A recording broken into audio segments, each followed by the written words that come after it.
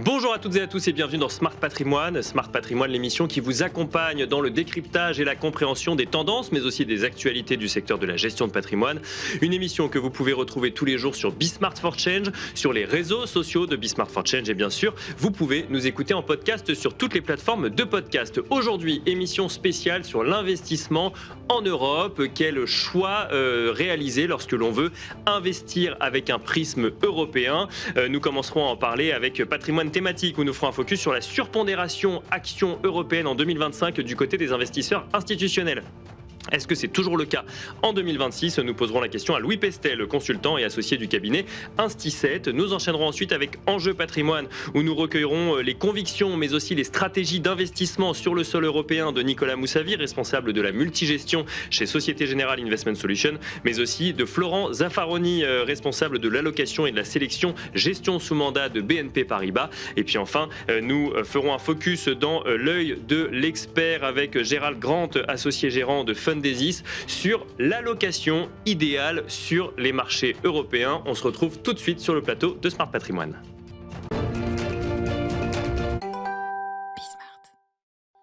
Et nous commençons tout de suite avec Patrimoine thématique où nous allons nous demander si la surpondération en actions européennes d'un certain nombre de clients institutionnels en France est toujours d'actualité. Pour en parler, nous avons le plaisir d'accueillir sur le plateau de Smart Patrimoine Louis Pestel. Bonjour Louis. Bonjour. Merci d'être avec nous. Vous êtes consultant et associé du cabinet Insti7 et c'est vrai que vous constatez que beaucoup de vos partenaires clients ont une surpondération actions européennes. On parle d'investisseurs institutionnels. Vous l'avez constaté en 2025, on tourne cette émission en mars 2026. Est-ce que c'est toujours le même scénario d'investissement quand on est client institutionnel aujourd'hui ou investisseur institutionnel aujourd'hui? Alors bien évidemment, quand vous êtes dans une institution, vous avez une vision long terme, qui est quand même centrée sur l'Europe. C'est vrai que la partie européenne au sein de la poche action de nos clients est dominante et on a renforcé cette domination depuis pratiquement 18 mois. D'accord. Constatons quand même que la valorisation du marché européen était plus favorable et puis on trouve que le marché américain avait beaucoup d'excès. Donc pour toutes ces raisons, on a gardé cette prédominance qu'on a renforcée au cours des 18 derniers mois. Dans une poche action sur laquelle on reste relativement prudent au demeurant. D'accord. Parce que effectivement pour nos clients, le maître mot c'est effectivement la régularité pour leur placement financier. Un investisseur institutionnel n'aime pas forcément la volatilité, on s'inscrit dans un investissement long terme. Est-ce que les événements géopolitiques sont de nature à changer des stratégies d'investissement ou pas forcément? Alors bien évidemment on construit une allocation d'actifs stratégiques, on essaye d'avoir des horizons à minima à 5 ans, donc effectivement les chocs que l'on subit notamment en ce moment ont été appréhendés a priori par les études d'allocation d'actifs. Donc nos clients ont des portefeuilles qui sont susceptibles de résister à ce type de choc. D'accord. Et effectivement, ça pose des questions sur la valorisation des marchés à moyen terme, puisque nous considérions quand même que les marchés étaient relativement élevés dans leur valeur intrinsèque et relative. Donc beaucoup de prudence. Maintenant, on réfléchit effectivement de l'impact économique sur ces valorisations et de voir effectivement où est la bonne valeur. Aujourd'hui,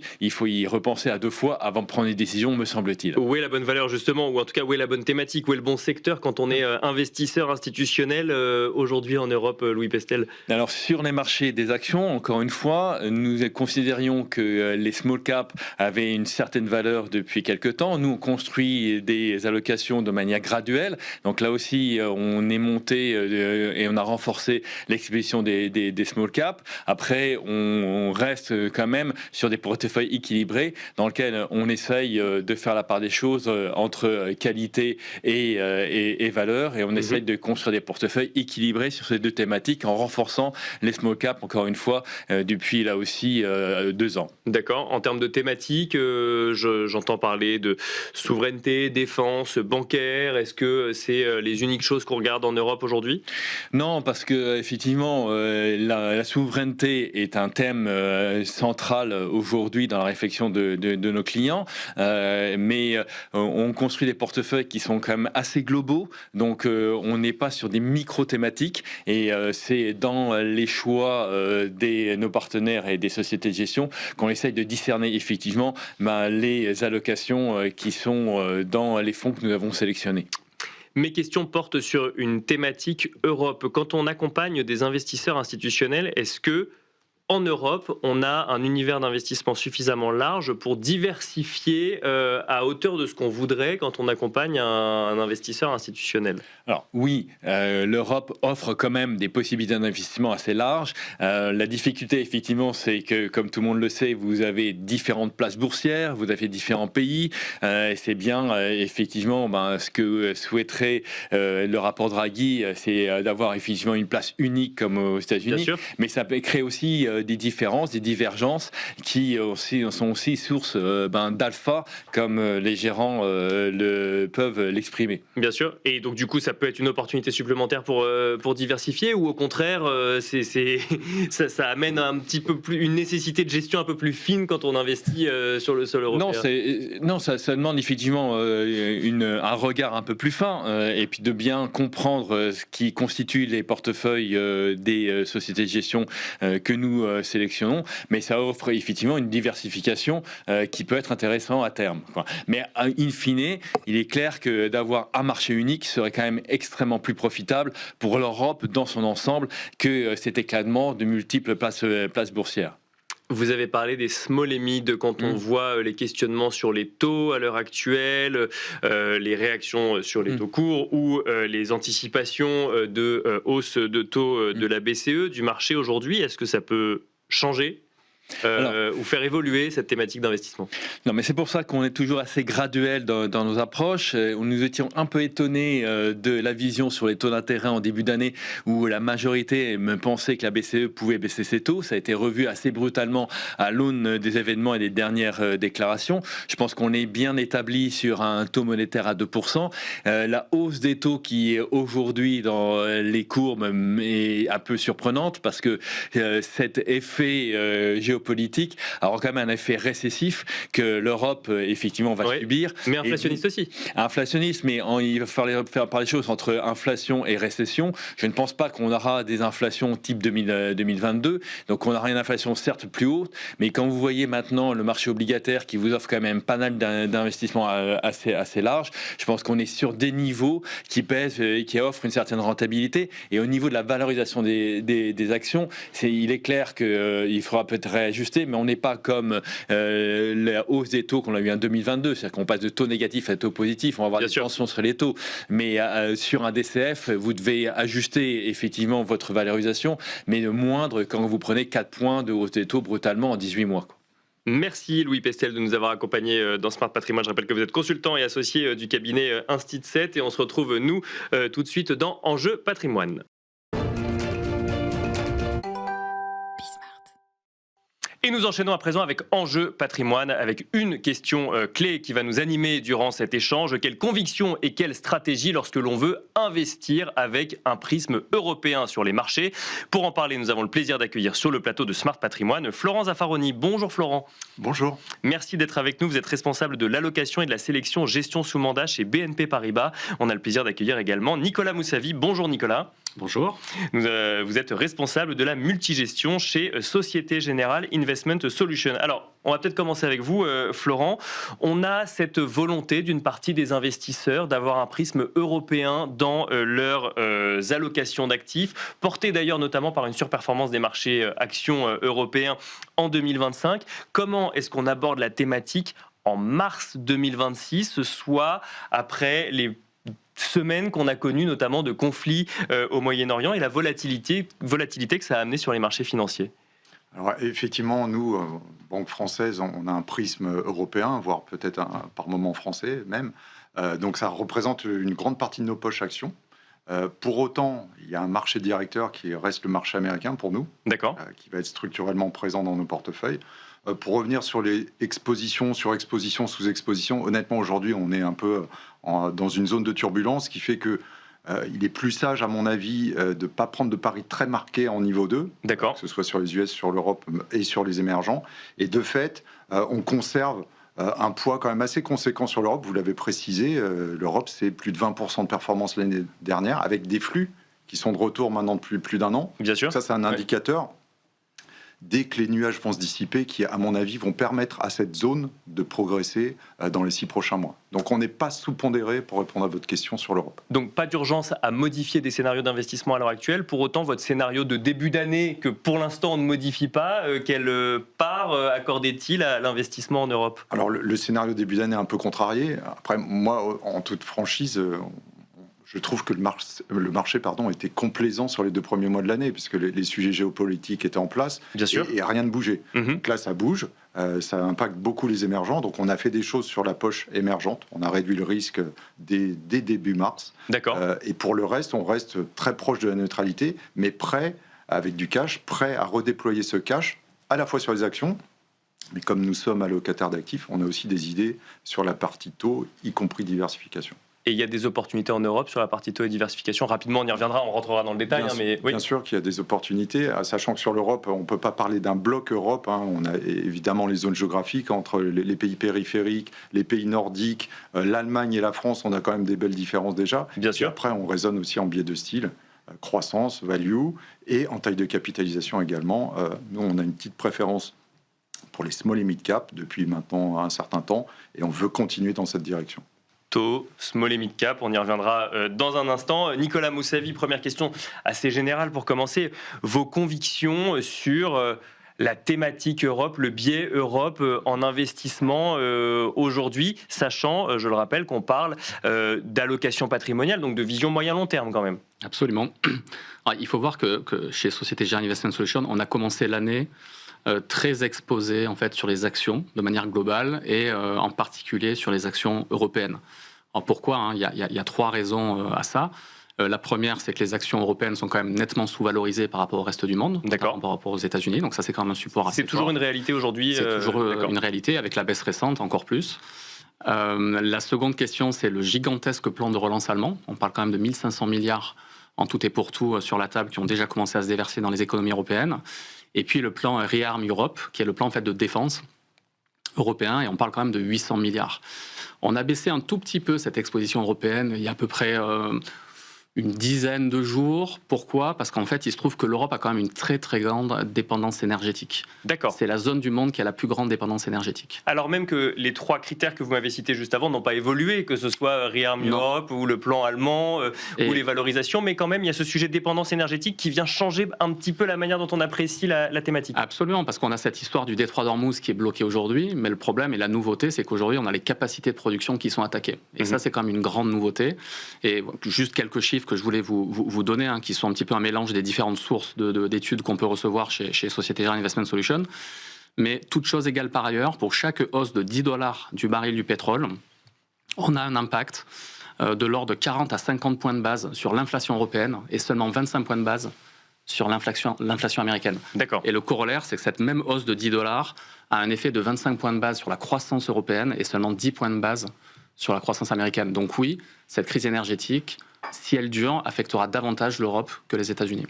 Et comment, du coup, on concilie les 3 critères que vous m'avez donnés au début, qui sont plutôt des critères en faveur de l'Europe, et ce sujet dépendance énergétique, quand on prend des décisions, encore une fois, de moyen-long terme dans une allocation patrimoniale, et pas de réaction à l'instant T à la géopolitique ? On essaie de diversifier, en fait, c'est ce qu'on disait tout à l'heure, à travers des actifs alternatifs, à travers des taux, à travers des devises, à travers des métaux précieux comme l'or. D'accord. Même si l'or n'a pas vraiment joué son rôle de valeur refuge pour le moment. Exactement. Oui. Mais oui, c'est ce qu'on fait, diversification avant tout.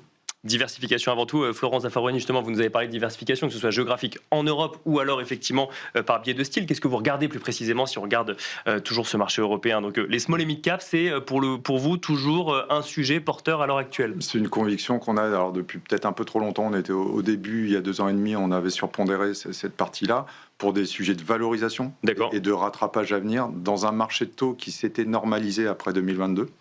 Donc quelque part, on en a profité. Là, il y a un petit coup d'arrêt sur les small et mid cap. Pour autant, ça reste vraiment le pari que nous avons embarqué dans les portefeuilles. Et ce qui est vrai sur l'Europe est aussi un peu vrai sur les États-Unis. On a des US small cap, et y compris sur le Japon. Voilà, on aime bien les petites capitalisations pour des phénomènes de rattrapage à venir. Et puis pour le reste, on va dire, si on devait donner un biais de style, on est aujourd'hui un peu plus value que croissance. D'accord. Pour des sujets là aussi de tension sur les taux et peut-être de secteurs qui ont très bien fait ces derniers temps et qui peuvent laisser la place aux autres secteurs. Les techs notamment, la partie tech a été allégée au profit de l'énergie, de la transition énergétique dans les grandes lignes. Voilà, on essaie de jouer un rattrapage. Des valeurs qui électrifient, du coup, c'est quand vous dites transition énergétique, pour justement plus de souveraineté énergétique en Europe? Oui, on peut aller en détail, effectivement, il y a de la granularité dans la transition énergétique. On ne joue pas aujourd'hui l'électricité en direct. Maintenant, on est en multigestion, hein, Nicolas comme moi. Donc on va sur des fonds qui eux-mêmes se diversifient. Mais la thématique, on sent bien que la thématique peut revenir assez rapidement, d'autant plus que l'actualité va pencher en faveur d'une transition énergétique sur le solaire, etc. Être un peu moins dépendant au pétrole aujourd'hui, ce serait plutôt une bonne chose. C'est intéressant et je m'en sers comme transition pour vous poser la question, Nicolas Moussavi. On n'a pas encore parlé de défense ou de bancaire là, à l'heure actuelle sur les secteurs qui pourraient être chargés de conviction pour cette année 2026. Ouais, non, très bonne transition, alors pas énergétique celle-ci. non, mais en fait, effectivement, aujourd'hui, il y a une thématique qui drive vraiment l'Europe, c'est celle de la souveraineté. Voilà, donc souveraineté énergétique, souveraineté en termes d'énergie, souveraineté en termes de défense. Et donc l'idée, c'est de jouer en fait autour de ces trois thématiques-là. Donc on va naturellement s'orienter vers des secteurs plutôt value. Donc effectivement, on va retrouver la défense, on ne peut pas ne pas y être aujourd'hui. L'énergie, plutôt à des fins de couverture, c'est important d'en avoir un petit peu. Et puis tout ce qui va tourner autour des industriels, et puis tout ce qui va être matériaux. Hein, donc on va aimer le cuivre, le zinc et les entreprises qui tournent autour de ça. D'accord. Parce que voilà, on a ce sujet IA qui effectivement est un porteur fort pour ces métaux. On a des besoins sur les réseaux, sur les data centers. Donc ça, c'est hyper important. Et puis vous parliez de financières. Alors on aime bien les financières. Mais voilà, c'est vrai qu'aujourd'hui, on a quelques mitigants qui peuvent être la crise, par exemple, du crédit privé, même si elle n'a pas encore été importée en Europe, aux États-Unis. Et puis toujours cette crainte, mais qui porte sur l'ensemble des secteurs, pas seulement sur le secteur financier, comme quoi certains pans de l'industrie pourraient être remplacés par l'intelligence artificielle. Donc ça, c'est deux petits mitigants aujourd'hui qu'on regarde. La crise de la dette privée aux États-Unis, vous nous avez dit, elle n'est pas encore arrivée en Europe. Ça veut dire que c'est un questionnement, une inquiétude sur le fait que ça se réplique en Europe à l'heure actuelle? Alors, à aujourd'hui, la réponse courte est non. D'accord. Il se trouve que c'est vrai que c'est quelque chose qui est plutôt cantonné aux États-Unis aujourd'hui. Hein. Donc, on a eu depuis le mois de septembre 2025 un flot en fait de mauvaises nouvelles en provenance des États-Unis. Il faut garder quand même en tête avant tout que les fondamentaux du crédit et des entreprises aux États-Unis et encore plus en Europe sont bons, voire très bons. Et ça, c'est vraiment quelque chose qu'il faut garder en tête. Et c'est vrai qu'aux États-Unis, je ne sais pas si vous vous souvenez, en septembre, on a eu des entreprises qui ont fait faillite, qui étaient First Brands et Tricolor. Mm-hmm. Il se trouvait que c'était des fraudes en fait derrière, donc c'est un cas très spécifique. On a parlé plus récemment du cas Blue Hole sur les Business Development Companies, qui est un autre cas très spécifique. Donc voilà, donc en dehors de ça, il n'y a pas de sujet. Mais c'est vrai qu'aujourd'hui, on a créé pas mal de véhicules plutôt liquides aux États-Unis. En lien avec la retaillisation un petit peu de l'investissement. Exactement, oui. Donc c'est ce qu'on appelle les fonds Evergreen en Europe, pour une classe d'actifs qui ne l'est pas. Et c'est vrai qu'aujourd'hui, on voit énormément de nouvelles et certains gros et grands gérants qui suspendent en fait leur rachat. Et en fait, ce mécanisme a une vertu, hein, on appelle ça des gates. Et en fait, la gate dit quoi? Elle dit que en fait, vous avez un seuil au-delà duquel, s'il y a trop de rachats, on stoppe les rachats et on les décale en fait sur une fenêtre suivante. Et ça a une énorme vertu, c'est que ça protège les investisseurs actuels, ça protège les investisseurs qui sortent et le fonds lui-même, puisque ça lui évite en fait de brader des actifs et de sortir à n'importe quel prix. Et il faut avoir en tête que ces mécanismes de gate existent aussi, fortement poussés par les régulateurs en France et au Luxembourg sur les fonds traditionnels. Florent Zaffaroni, même question sur cette dette privée. Donc si je comprends ce que nous dit Nicolas Moussavi, il n'y a pas de risque à ce qu'il y ait une contagion sur le sol européen et sur la dette privée européenne. Mais on peut quand même se poser la question, quand on réalise des investissements long terme, de l'impact de la retailisation sur les réactions des investisseurs dans des moments un petit peu plus volatiles sur l'investissement en question. Ouais, il y a toujours ce phénomène quand votre boulanger dit qu'il s'intéresse à quelque chose qui a été très médiatisé, c'est peut-être l'endroit où il ne faut pas aller. C'est vrai qu'aujourd'hui, la dette privée arrive en France, le private asset en général, hein, et c'est une thématique, nous, qu'on va embarquer dans nos portefeuilles. Alors, plus côté gestion de fortune sur des clientèles dédiées, qui acceptent ce risque-là d'une part, et qui acceptent aussi l'illiquidité. Nous, BNP Paribas Banque Privée, la partie que je gère moi, GSM, c'est du portefeuille modèle. Donc on a une contrainte de liquidité qui est très forte. Donc ça empêche d'aller sur ce type de véhicules illiquides, les produits structurés, les fonds de buy and hold, toutes ces choses-là ne sont pas embarquées dans les portefeuilles modèles. Donc si on y va, il faut accepter de jouer avec les mêmes règles que les institutionnels, c'est ce que vous dites, si je comprends bien. Exactement. Après, Nicolas disait, c'est du spécifique. On a eu un sujet sur le software de chez Blackstone. Voilà, en France, on a des produits quand même qui sont dettes privées et qui ne sont pas du tout investis sur ces secteurs-là. Donc, il faut bien différencier les choses. Maintenant, regardons. L'avantage, c'est qu'on est au courant. Ce qui s'était passé en 2008, et Nicolas et moi, on était déjà sur les marchés, c'est que c'était soudain. Et les gates dont tu fais référence, les gens ont appris ce que c'était que des gates. Et donc tout le monde a voulu sortir sur une même petite porte. D'accord. Oui. On n'est pas dans ce cas-là aujourd'hui. Il n'y a pas de panique, de bank run en tout cas sur cette partie-là. Merci messieurs de nous avoir accompagnés dans Enjeu Patrimoine. Florent Zaffaroni, responsable de l'allocation et de la sélection gestion sous mandat chez BNP Paribas, mais aussi Nicolas Moussavi, responsable de la multigestion chez Société Générale Investment Solutions. Et quant à nous, on se retrouve tout de suite dans l'œil de l'expert.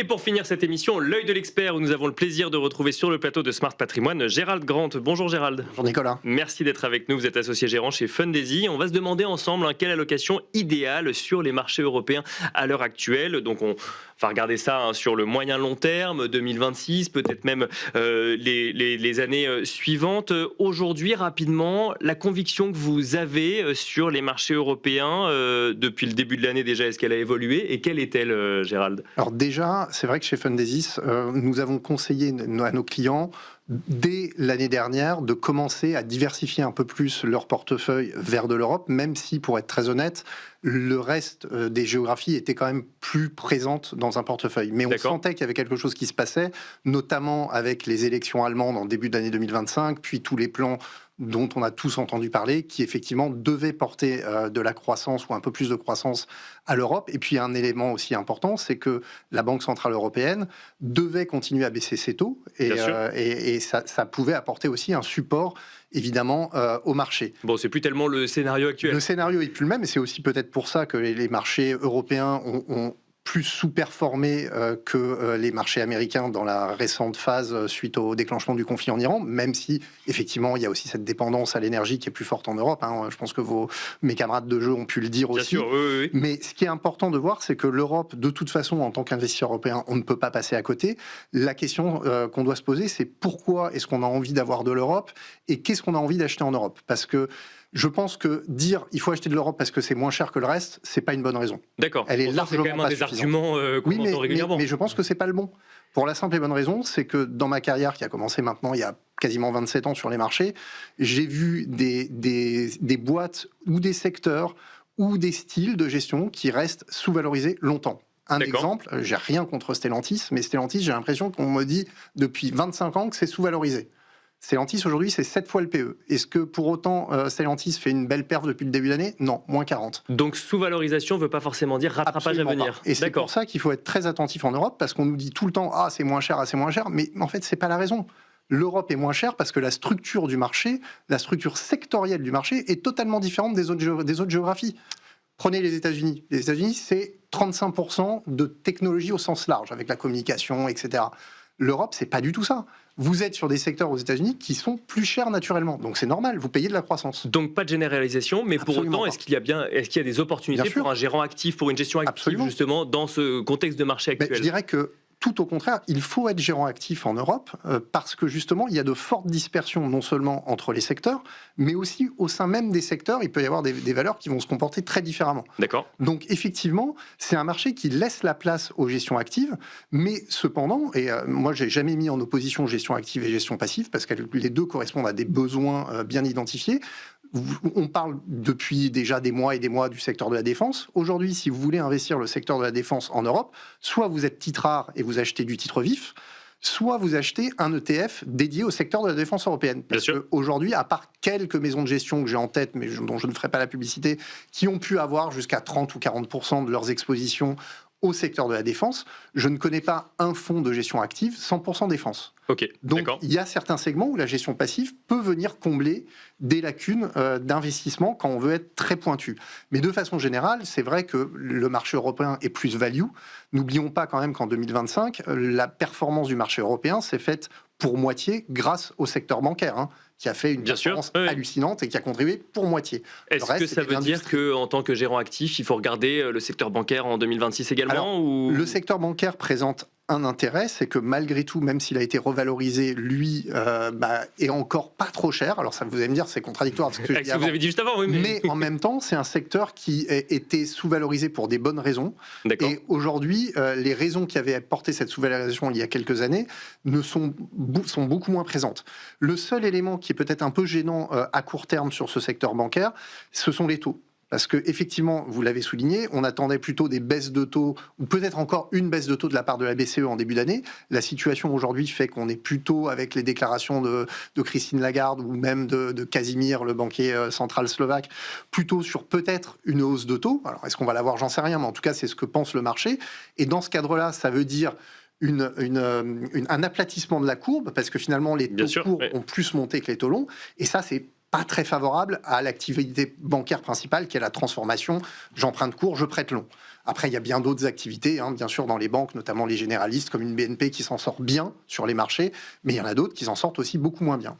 Quelle allocation idéale sur les marchés européens, si on peut donner une allocation idéale moyen-long terme? Alors je pense que déjà, l'allocation idéale, c'est de garder en tête une sélectivité entre les boîtes qui sont capables d'avoir du pricing power, parce qu'effectivement, ce qui se passe en ce moment, ça va jouer. Le fait que le choc énergétique, dont on ne sait pas combien de temps il peut durer, s'il dure, des études montrent que ça peut être un frein fort sur les croissances des bénéfices. Si d'aventure ça dure de 6 à 9 mois et que le pétrole reste autour des 100 et 110, on peut enlever jusqu'à 13% de croissance des bénéfices. Quand on sait qu'on en attend à peu près entre 10 et 15, ça veut dire qu'on peut être encore une deuxième année autour de zéro sur la croissance des bénéfices européens. Donc ça, c'est pas bon. Donc dans ce cadre-là, il vaut mieux aller cibler les segments qui ont du pricing power et qui peuvent effectivement s'en sortir sur leur marge et les croissances des bénéfices.